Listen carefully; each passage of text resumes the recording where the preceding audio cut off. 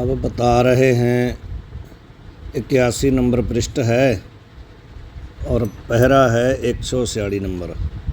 यहाँ एक रज्जू में 10 पुरुषन को, किसी को सर्प, किसी को दंड, किसी को माला, किसी को पृथ्वी की दरार और किसी को जलधारा इस रीति से भिन्न भिन्न प्रतीति होवै, अथवा सर्व को सर्प ही प्रतीत होवै, तहाँ जा पुरुष को रज्जू का साक्षात्कार होवे है, ताकि वृत्ति चेतन में कल्पित अध्यास की निवृत्ति होवे है।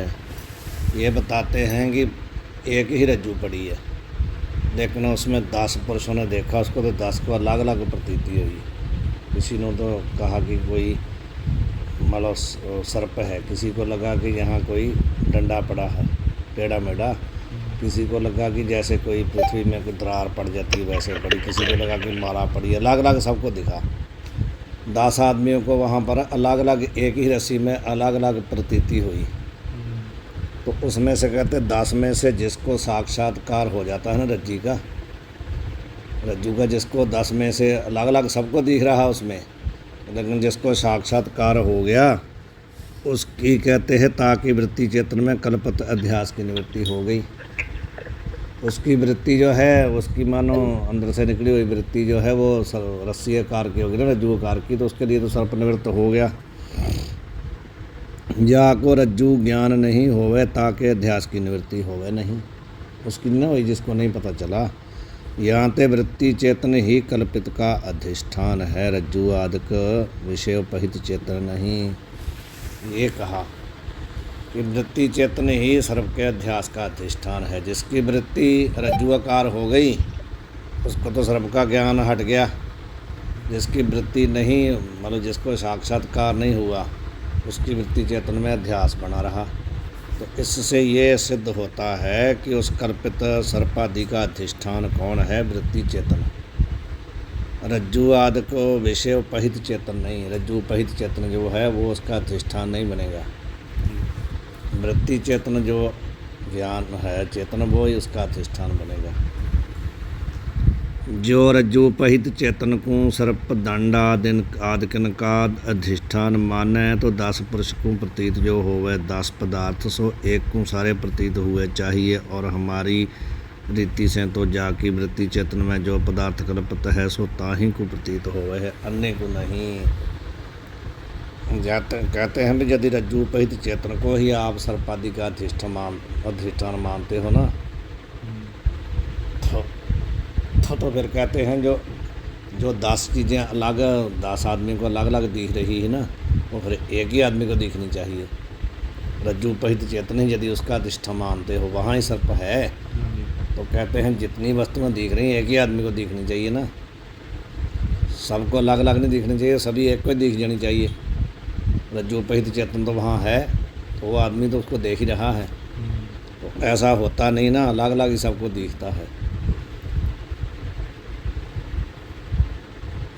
और हमारी रीति से तो जाकी वृत्ति चेतन में जो पदार्थ कल्पित है, कहते यदि जो हमारी रीति है ना, हम ये समझते हैं भी जिसके वृत्ति चेतन में जो पदार्थ कल्पित है ना सो ताही को प्रतीत होता, दूसरे को नहीं होता। जिसकी वृत्ति चेतन में कल्पित है सर्प उसको सर्प दिखता है, जिसकी वृत्ति चेतन में दंड है उसको दंड दिखता है, जिसकी वृत्ति चेतन में माला है उसको माला दिखती है। जिसके वृत्ति चेतन में जो पदार्थ कल्पित है वो उसी को दिखता है, दूसरे को नहीं दिखता ना। यदि रज्जु उपहित चेतन को मानो तो फिर तो वहाँ एक ही आदमी को सबको दिखना चाहिए। इसलिए सिद्ध होता है कि उसका जो अधिष्ठान है कौन है, वृत्ति चेतना। इस रीति से बाह्य सर्पादिक और तिनके ज्ञान का वृत्ति उपहित साक्षी अधिष्ठान है। वृत्ति उपहित कौन है, साक्षी। वृत्ति विशिष्ट कहते हैं जीव, वृत्ति उपहित कहते हैं साक्षी। कल भी बताया था ना, ये याद रखनी बातें। वृत्ति विशिष्ट को कहते हैं जीव, वृत्ति उपहित को कहते हैं साक्षी। है तो दोनों ही चेतन है, एक में वृत्ति विशेषण है, एक में वृत्ति उपाधि है। उपाधि भी किसी को अलग करके दिखाती है, विशेषण में अलग करके दिखाता है, लेकिन फ़र्क क्या होता है दोनों में? दोनों अलग करके दिखाते हैं, फ़र्क क्या होता है? जो उपाधि होती है वो जिसको अलग करके दिखाती, उसके साथ अभेद नहीं होती है, उसको अलग रह करके उसको अलग करके दिखाती है। जो विशेषण होता है वो जिसको अलग करके दिखाता है उसके साथ विशिष्ट मतलब अभेद होकर के दिखाता है। जैसे दो कमल हैं, एक नीला है एक लाल है, तो जो लाल है या नील है उसमें रंग, वो कमल को जो लाल वाला है लाल रंग है और नीले वाले से ला करके तो दिखाता है, पर कैसे दिखाता, उसके कमल के साथ अभेद हो करके। जब तक कमल है तब तक लाल है कि नहीं, जब कमल ख़त्म हो गया तो लाल भी नहीं बचेगा। अलग करके तो दिखाया उसने, लेकिन उसके साथ अभेद अन्वय हो करके संबंध करके अलग दिखाया है। और उपाधि मानो घट जो है आकाश की उपाधि है, उसने आकाश को महाकाश से अलग करके तो दिखाया, लेकिन आकाश के साथ अभेद हो करके नहीं। यानी कि जब आकाश घट जाएगा तो आकाश भी ख़त्म हो जाएगा, जब आकाश ख़त्म होगा तो घट भी, ऐसा नहीं ना। घट टूट गया तब भी आकाश तो बचा है ना, तो उसने अलग करके तो दिखाया, लेकिन उसने उसके साथ अन्वय करके नहीं दिखाया, अलग रह करके उसको अलग किया है। ये दोनों का फ़र्क है। तो यहाँ पर भी वही समझना है चेतन में। चेतन को वृत्ति भी अलग करके दिखा रही, वृत्ति जिसमें विशेषण बनी उस समय अलग करके दिखाती है, पर विशिष्ट होकर के। परंतु जब वृत्ति उपाधि होकर के दिखाती है तो चेतना अलग है, वृत्ति अलग है, उसका उसके साथ कोई संबंध नहीं है, केवल उसको उसके घेर करके ना उसको तो अलग करके दिखा रही, जैसे घटाकाश है। परंतु वृत्ति का चेतन के साथ कोई मतलब नहीं। चेतन और ये वृत्ति जड़ है, वो चेतन है, तो दोनों का कोई संबंध नहीं। वही हम हैं, जो वृत्ति उपहित है ना, वही हमारा स्वरूप है, वही हम हैं। उसी अपने आप को वहाँ पर ही स्थित करना है कि हम वृत्ति उपहित हो करके संसार को प्रकाशित कर रहे हैं, हम ही साक्षी हैं। वृत्ति कुछ भी करती रहे, वृत्ति का हमारे साथ कोई संबंध नहीं। तो जितना संसार का ज्ञान हो रहा है ना, भाई बंधु माता पिता स्त्री आदि, ये सब वृत्ति ज्ञान है, ये सब वृत्ति ही कर रही है, हम कुछ नहीं करते। हम तो वृत्ति के प्रकाशक हैं। यहाँ वृत्ति पहुँची, जिस वृत्ति ने जैसा विषय का आकार धारण किया, हमने उसको प्रकाशित कर दिया। हमारा काम है प्रकाशित करना। जैसे बल्ब है, बल्ब का जहाँ जितने वस्तु पड़ी हैं किसी के साथ कोई संबंध नहीं ना है, परंतु बल्ब के बिना जहाँ जितनी वस्तु पड़ी है दिख नहीं ना सकती, जड़ है ना। इनको प्रकाशित भी करता है सभी वस्तुओं को, लेकिन इसका फिर भी ये निर्लेप है, इसका किसी के साथ कोई संबंध नहीं है। उसी प्रकार हम सारे संसार के विषयों को प्रकाशित करते हैं, फिर भी हम बल्ब की तरह निर्लेप हैं। किसी तो फिर हम क्यों मानते हैं, किसी के दुख को हम अपने में क्यों मानने लगते हैं। शरीर को कष्ट हुआ तो हमको कहते कि मैं बीमार हो गया हूँ, शरीर पतला हुआ तो हमको कहते कि मैं पतला हो गया हूँ। हम तो इसको प्रकाशित करने वाले हैं ना। जब पतला हो गया तब भी प्रकाशित करेंगे, मोटा हो गया तब भी प्रकाशित करेंगे, फिर भी हम कहते मैं मोटा हो गया। यही भ्रम है, यही तोड़ना है, यही तोड़ना है। तो यहाँ पे वृत्ति विशेष है नहीं, ये वृत्ति विशिष्ट जा काम है, वृत्ति कर रही है इसके साथ। वृत्ति जैसा शरीर होता है वैसी बन जाती है, मोटा होगा तो मोटी आकार की हो जाती है, पतला होगा तो पतले आकार की हो जाती है। इसके साथ जोड़ती है तो जिसके भी अंग के साथ जोड़ती है उसी के आकार की हो जाती है। तो हम उसके साथ अपने आप को लिप्त मान के कह देते मैं ऐसा हूँ, मैं ऐसा हूँ। ये बंधन तोड़ना है कि वृत्ति जो भी करती रहे, हमारा इससे कोई संबंध नहीं, हम तो केवल इसको प्रकाशित करते हैं। मोटा हो गया तब भी हमारी कृपा से ही इसको पता चला कि मोटा हो गया। यदि ये पतला हो जाता तो वृत्ति फिर भी हमारी सत्ता से इनको प्रकाशित कर सकती है, नहीं तो नहीं कर सकती।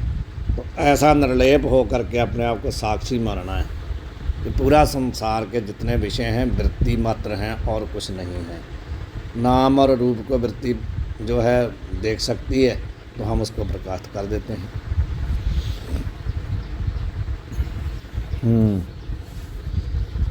इस रीति से बाह्य सर्पादिक और तिनके ज्ञान का वृत्ति उपहित साक्षी अधिष्ठान है। स्वप्न के पदार्थ और तिनके ज्ञान का भी अंतःकरण उपहित साक्षी ही अधिष्ठान है।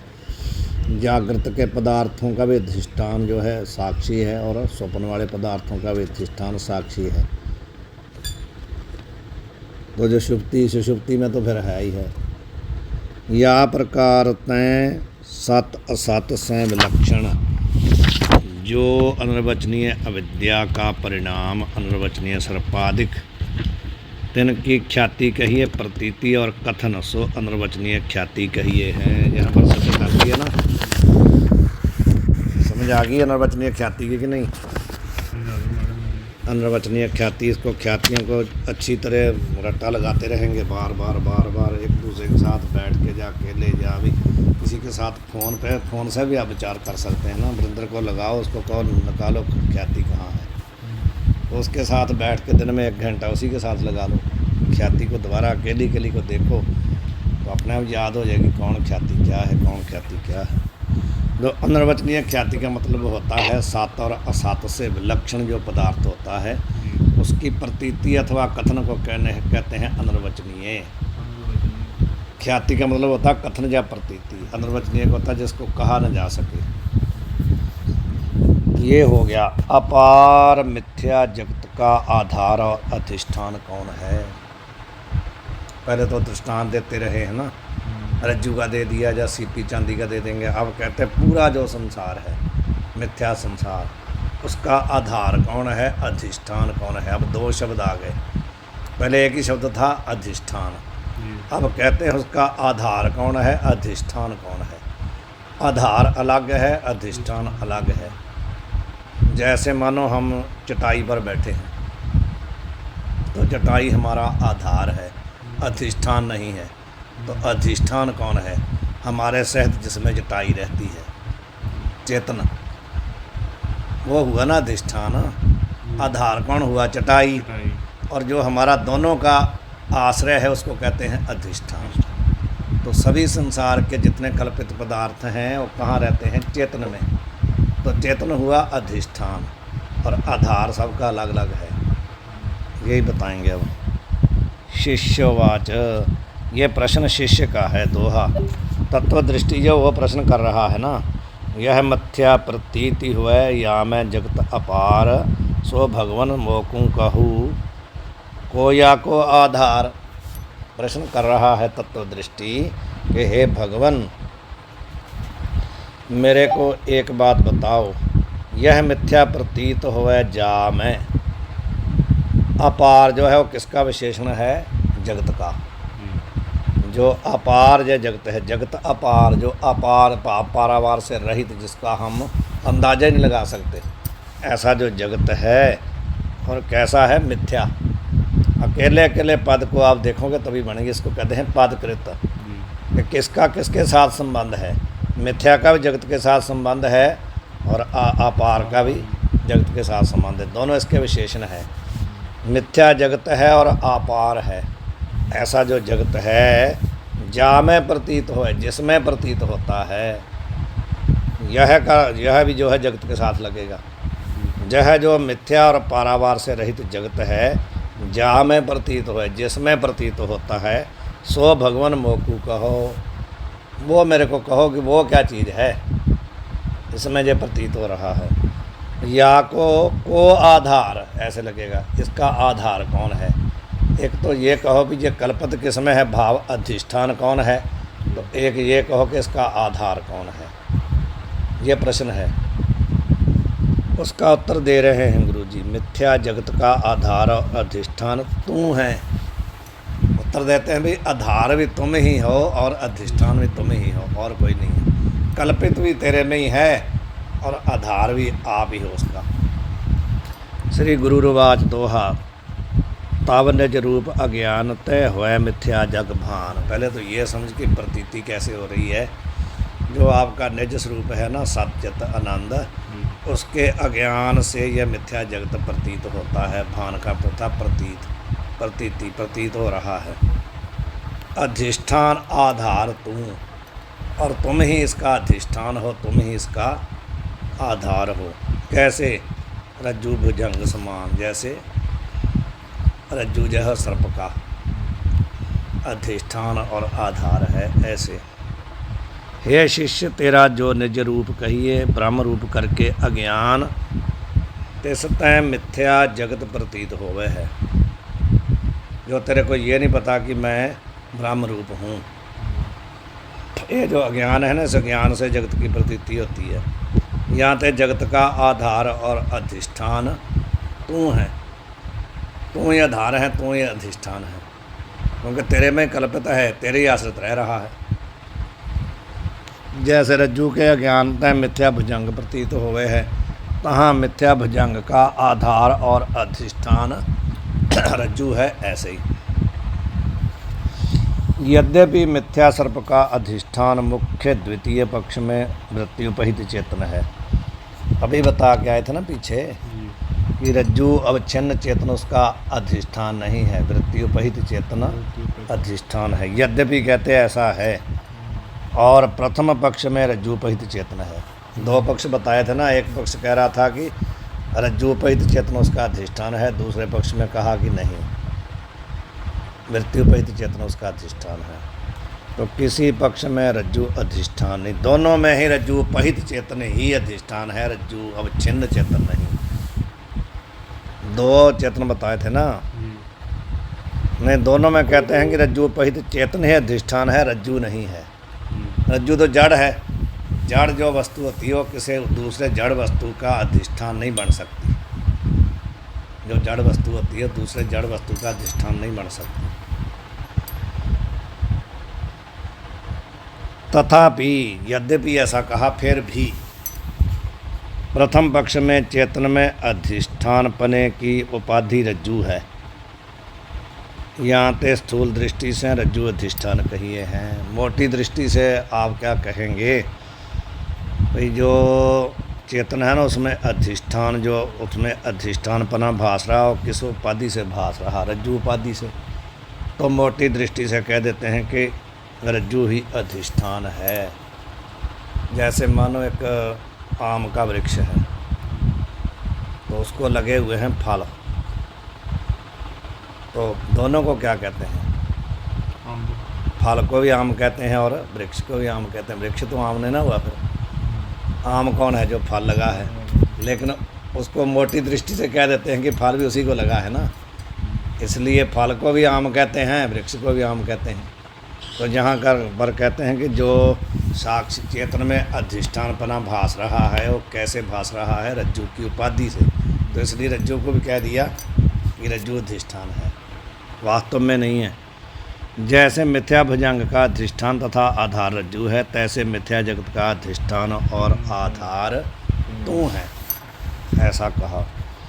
आत्मा का सामान्य रूप आधार और विशेष रूप अधिष्ठान है। अब सिद्ध कर रहे हैं, वो तो मोटी दृष्टि से कह दिया, अब उसको सूक्ष्म साथे विचार करोगे तब क्या है। या स्थान में यह रहस्य है, कहते हैं रहस्य, उसमें भेद ये है। पूरा सूक्ष्म वृत्ति से देखोगे तो क्या रहस्य निकलेगा। जैसे जेवरी के दो स्वरूप हैं, एक तो सामान्य रूप है और एक विशेष रूप है। ये सब विचार चंद्रोदय में आता है, लेकिन यहाँ फिर अच्छी तरह फिर समझा रहे हैं। ये वहाँ आता है कि यहाँ में भ्रम होता है, वहाँ तीन अंश होते हैं। एक होता है सामान्य अंश, दूसरा होता है विशेष अंश, और तीसरा होता है कल्पित विशेष। तीन होते हैं। जैसे रज्जु का वहाँ क्या है? सामान्य रूप है यह, और विशेष रूप है यह रज्जु है, और कल्पित विशेष क्या है? यह सर्प है। तो तीन हुए ना वहाँ पर। और यहाँ पर कह रहे हैं कि दो रूप हैं, एक सामान्य है, एक विशेष है। साभास्य रूप इदम है, विशेष रूप रज्जु है। समझ गए? इदम का अर्थ होता है यह, ये हो गया सामान्य रूप यह, और विशेष रूप क्या? रज्जु है। यह सर्प है, या रीति से मिथ्या सर्प से अभिन्न होए के भ्रांति काल में भी प्रतीत होवे, यो इदम रूप सो सामान्य रूप है। जिस समय आप कहते हैं ना यह सर्प है, उस समय यह तो साथ में बोला ना आपने, यह तो आपको प्रतीत हो ही रहा ना। सर्प है, जिस समय ये आपको भ्रांति हो रही है, उस समय यह इदम भी साथ में भास रहा है ना, उसी को कहते हैं सामान्य अंश। वो भ्रांति काल में प्रतीत होता है सामान्य अंश, भ्रांति काल में होता है। भ्रांति जब हट जाती तब भी रहता है, वो हटता नहीं है। और जो सर्प की भ्रांति काल में प्रतीत ना होवे, किंतु या की प्रतीति हुए ते सर्प भ्रांति दूरी होए, सो रज्जु का विशेष रूप है। जो विशेष रूप है वो जिस समय सर्प की भ्रांति उस समय प्रतीत नहीं होता, परंतु उसकी प्रतीति होने से सर्व की निवृत्ति हो जाती है, उसको बोलते हैं विशेष रूप। तो ऐसे आत्मा के भी दो स्वरूप हैं, एक सामान्य और दूसरा विशेष। सतरूप सामान्य रूप है, असंगता, कूटस्थता, नित्य मुक्तता आदि विशेष रूप है। जो है सब में प्रतीत हो रहा ना, है घटमस्ती पटोअस्थि सब में हो रहा ना, है तो सब जगह प्रतीत हो रहा। ये आत्मा का सामान्य रूप है। जैसे मैं कई बार आपको कहता हूँ, सब कोई आदमी कहते कि मैं हूँ, कोई नहीं ना कहता मैं नहीं हूँ। जो हूँ कहना, जहाँ है कहना, ये क्या है? सत रूप है, ये सामान्य रूप है। तो जो विशेष रूप क्या है? मैं असंग हूँ, मैं कूटस्थ हूँ, मैं नित्य हूँ, मैं मुक्त हूँ। ये जो क्या है? ये है विशेष रूप। मैं ब्रह्म हूँ, मैं नित्य हूँ, मैं नित्य बुद्ध मुक्त स्वरूप हूँ, ये है विशेष रूप। काहे ते स्थूल सूक्ष्म संघात हैं, इसी रीति से स्थूल सूक्ष्म संघात की भ्रांति समय भी मिथ्या संघात से अभिन्न होए के सतरूप प्रतीत हो गए है। ये बोला ना, स्थूल सूक्ष्म संघात हैं, जो हैं बोला ये तो सत्य है ना, लेकिन स्थूल सूक्ष्म संघात जिस समय भ्रांति काल में प्रतीत हो रहा, उस समय भी है शब्द साथ में प्रतीत हो रहा कि नहीं? सत्य प्रतीत हो रहा। यहाँ ते आत्मा का सत रूप सामान्य रूप है। सत उसका क्या है? सामान्य रूप है। संसार के सभी जीवों को सत्य भी प्रतीत होता है, चित्त भी प्रतीत होता है। सत्य तो सबको प्रतीत होता है, लेकिन चित्त और आनंद जो है ना, वो उसी को प्रतीत होते हैं जिसकी भ्रांति निवृत्त हो जाती है। सत्य सारे संसार के जीवों को प्रतीत होता है, बच्चे से लेकर के बूढ़े तक सभी कहते है सब बोलते हैं ना, जहाँ हूँ सब बोलते हैं, लेकिन मैं हूँ ये तो सब बोलते हैं। मैं सतचित आनंद हूँ, ये कोई बोलता जिसको बोध हो जाता है। चेत और आनंद की प्रतीति सबको नहीं होती, सत्य की सबको होती है, सामान्य रूप है। स्थूल सूक्ष्म संघात की भ्रांति समय आत्मा का असंग कूटस्थ नित्य मुक्त स्वरूप प्रतीत हो गए नहीं। जिस समय स्थूल संगूत संघात की भ्रांति होती है ना, मैं मोटा हूँ, मैं पतला हूँ, ये सब होता है कि नहीं, उस समय हमारे को मैं नित्य हूँ, मैं असंग हूँ, कूटस्थ हूँ, ये नहीं प्रतीत होता। किंतु असंगादिक रूप आत्मा की प्रतीत हुए थे, संघात की भ्रांति दूर हो गए है। यदि हमारे को ये प्रतीत हो गया कि मैं कूटस्थ हूँ, मैं नित्य हूँ, मैं मुक्त हूँ, तो फिर ये पतला मोटा सब खत्म हो जाएगा, ये प्रतीत नहीं होगा। जाते असंगता, कूटस्थता, नित्य मुक्तता और व्यापकादिक विशेष रूप है। ये है आत्मा के विशेष रूप। सर्वभ्रांति में सामान्य रूप आधार कहिए है। जहाँ पर भी भ्रांति होती है ना, तो सामान्य रूप जो है ना, वो है आधार, और विशेष रूप जो है वो क्या है? असंग, कूटस्थ, नित्य, मुक्त, ये क्या है? ये अधिष्ठान है। जो विशेष रूप है आत्मा का, वो अधिष्ठान है जगत का, और सामान्य रूप संसार का क्या है? आधार। क्योंकि कोई भी संसार का पदार्थ जब तक है नहीं ना, साथ में लगाएंगे तो प्रकाशित नहीं होगा। मानो ये पड़ा है, इसको आप बोल दोगे, क्या बोलते हैं, सोफ़ा, इतना ही बोलेंगे तो कोई पहचान होगी आपको। आप साथ में बोलेंगे सोफ़ा है, तभी इसकी पहचान होगी। इतना ही बोलते जब आप सोफ़ा, कुछ नहीं होगा, प्रकाशित नहीं होगा कि उसका आधार क्यों है, जो सत्य है वो इसका आधार है। पुस्तक कही जाओगे तो कुछ नहीं होगा, आपको बोलना पड़ेगा यह पुस्तक है, समझ गए? तो सत्य सबका आधार है, जितनी भ्रांति होती है। और कूटस्थ, असंग, नित्य, मुक्त, ये है विशेष रूप, ये अधिष्ठान है। जैसे सर्प का आश्रय जो जेवरीता का सामान्य इदम स्वरूप सर्प का आधार है, इदम का मतलब यह, और विशेष रूप विशेष रज्जु स्वरूप अधिष्ठान है। जब रज्जु रूप में प्रतीत होगा तो अधिष्ठान है। जो रज्जु का सामान्य अंश है ना, यह वो उसका आधार है, और रज्जु क्या है? उसका अधिष्ठान है। तो ऐसे मिथ्या प्रपंच का आश्रय जो आत्माता का सामान्य सत रूप प्रपंच का आधार है, असंगता आदिक विशेष रूप अधिष्ठान है। इस रीति से आधार और अधिष्ठान का सर्वज्ञात्म नाम सर्वज्ञात्म नाम मुनि ने किंचित भेद प्रतिपादन किया है। सर्वज्ञात्म मुनि कौन है? संक्षेप शारीरिक नामक ग्रंथ के कर्ता श्री शंकराचार्य पौत्र शिष्य। शंकराचार्य का जो पौत्र शिष्य था, जैसे पोतरा होता है शिष्य का शिष्य, उसका नाम है सर्वज्ञातम मुनि। उसने ग्रंथ लिखा है संक्षेप शारीरिक। उसमें कहते हैं उन्होंने यहाँ पर आधार का और अधिष्ठान का थोड़ा सा भेद प्रतिपादन किया है। थोड़ा थोड़ा भेद है तो दोनों ही चेतन है, पर थोड़ा थोड़ा भेद है। और टिप्पणी एक जो पीछे भी आई थी ना, अनिर्वचनीय ख्याति का कशुक कथन मृत्यु रत्नावली के अष्टम रत्न में किया है, और याही का विस्तार से निरूपण वृत्ति पर भाकर के सप्तम प्रकाश में किया है। वहीं पर ही पता चलेगा। मृत्यु रत्नावली तो इसके अंत में दी है। विचार सागर जब समाप्त हो जाएगा तो अंत में क्या है? मृत्यु रत्नावली, और वृत्ति पर भाकर अलग है। छोड़ दें यहीं। वाहिगुरु जी का खालसा, वाहिगुरु जी की फतेह। हमारे परम लिखे 3 हाँ जी।